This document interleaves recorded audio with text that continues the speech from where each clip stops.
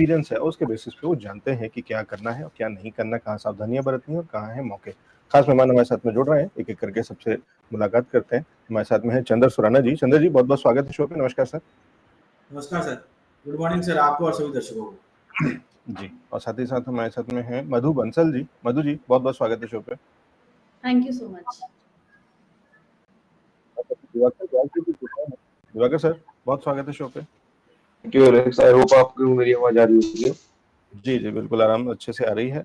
और एक और मेहमान हमारे साथ में थोड़ी देर में रोहन शिंदे जी जुड़ जाएंगे, लेकिन उससे पहले नजर डालते हैं बाजार पे, जानने की कोशिश करते हैं बाजार की चाल जो कि 21,000 के पार है, क्या कह रही है और यहाँ से किस तरीके के संकेत हैं कि अभी तेजी बरकरार रहेगी या यहाँ पे मौका आ गया है मुनाफा वसूली का। शुरुआत कर रहा हूँ चंद्र जी से। चंद्र जी, स्ट्रेटेजी क्या है और यहाँ पे निफ्टी बैंक निफ्टी में कोई अपॉर्चुनिटी देख रहे हैं क्या इस समय? सर, निफ्टी और बैंक निफ्टी थोड़ी सी थकावट लग रही है, लास्ट 1-2 दिन से स्ट्रॉन्ग रनअप के बाद है। ये 21,000 का साइकोलॉजिकल लेवल है, तो वहां पे आके थोड़ी सी थकावट लग रही है बाजार में। 21,050 से 21,100 के बीच में है तो आप निफ्टी शॉर्ट कर सकते हैं। 21,150 का स्टॉप लॉस लगाना है। छोटा सा रिस्क है, नीचे में रिवॉर्ड आपको 20,900 और 20,850 तक जा सकती है निफ्टी। सिमिलरली यार फिन निफ्टी की भी एक्सपायरी है वीकली, तो 21,300 के पास में फिन निफ्टी मिले तो वहां पे उसको शॉर्ट किया जा सकता है।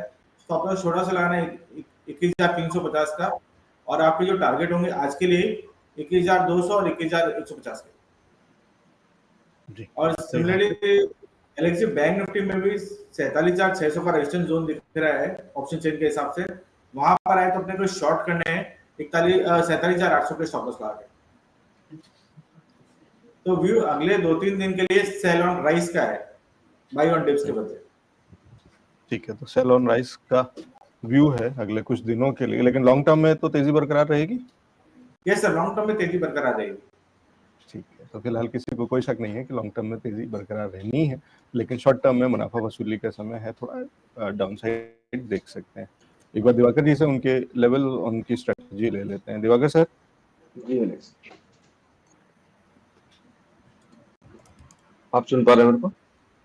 जी जी जी, आपने निफ्टी बैंक निफ्टी का जैसे व्यू पूछा, तो मैं कहूँगा अभी भी बाय ऑन डिप्स का मार्केट है। अगर बैंक निफ्टी की बात करें, जो आज का लो बैंक निफ्टी ने स्विंग लो बनाया है, मुझे लगता है कि इस स्विंग लो को ही एक बार सपोर्ट मान के, जो 47,180 के आसपास का, इसको ही सपोर्ट मान के बाइंग की जा सकती है। तो वापस से जो इसका रेजिस्टेंस मुझे दिखता है, वो ऊपर की तरफ जो रेजिस्टेंस रहेंगे वो 47,580 के आसपास के रेजिस्टेंस है, तो वहां तक एक बार वापस से अटेम्प्ट कर सकता है।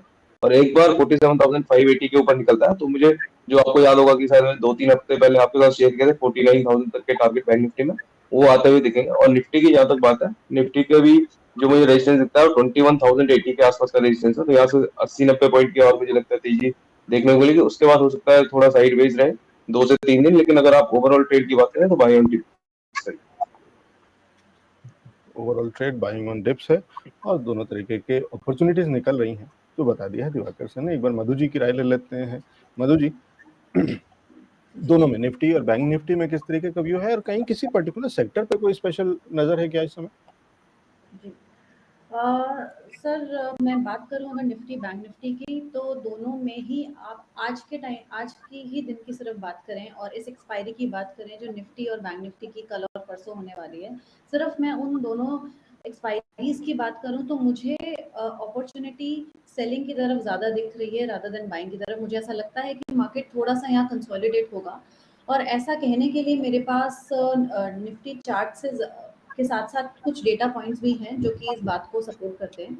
जैसे कि अगर मैं देखूं कि उसका जो निफ्टी का पीसीआर है इस हफ्ते का, वो लगातार पिछले एक दिन और आज के अगर मैं मिलाकर की बात करूं तो वो नेगेटिव की तरफ ही शो हो रहा है, कंसोलिडेशन टू नेगेटिव की तरफ। और वहीं बैंक निफ्टी और फिन निफ्टी का डेटा भी नेगेटिव की तरफ है। वहीं अगर फ्यूचर डेटा की बात करते हैं तो उसमें भी ओपन इंटरेस्ट अभी थोड़ा सा थमा हुआ है। उसमें जिस हिसाब से उसमें पोजीशंस बन रही थी, उस हिसाब से पोजीशंस इस एक्सपायरी के लिए नहीं बन रही हैं। लेकिन डेफिनेटली अगर आप इंट्राडे ट्रेडर और ऐसे एक्सपायरी बेस्ड ट्रेडर नहीं है तो बिल्कुल ये आपकी जो स्ट्रैटेजी है वो बुलिश ही होनी चाहिए, बुलिश ही रहनी चाहिए, उसमें कोई दो राहें नहीं है। मैं सेक्टर की बात करूं तो यहाँ पर मैं सेक्टर स्पेसिफिकली स्टॉक स्पेसिफिक के बारे में जरूर बात करूंगी, आपके स्टॉक स्पेसिफिक सेगमेंट। ठीक है, तो सेक्टर स्पेसिफिक तो अभी फिलहाल कोई ऐसा संकेत नहीं है, लेकिन स्टॉक स्पेसिफिक अभी थोड़ी देर में स्टॉक्स ले लेते हैं सारे एनालिस्ट के। फिलहाल मार्केट पे व्यू ले लिया है, मार्केट पे व्यू थोड़ा सा मिक्स्ड भी है, लेकिन कहीं ना कहीं ओवरऑल डायरेक्शन या एक अंदाजा तो मिलता हुआ कि किस तरीके से मौके हैं, किस तरीके की अपॉर्चुनिटीज हैं। तो ये खास शो मार्केट लाइव रोज सुबह मंडे टू फ्राइडे लेकर के आते हैं 10 बजे, थोड़ा सा डिलेड है, उसके लिए माफी चाहता हूँ, लेकिन जुड़े रहिए हमारे साथ में, देखते रहिए इंडिया न्यूज़ बिजनेस, और बताइए कि किस तरीके का कंटेंट बनाएंगे। जो नए दर्शक हैं उनको बता दूं कि आप सवाल अपने पूछ सकते हैं, एक कमेंट में एक ही सवाल पूछिएगा, थोड़ी देर में हम सवालों को भी लेंगे, लेकिन उससे पहले लेंगे एक्सपर्ट्स की लिस्ट, उनकी रिकमेंडेशंस कहाँ पे है, उनकी नज़र मार्केट लाइव में। रोज सुबह जुड़िए हमारे साथ में मंडे टू फ्राइडे 10 बजे।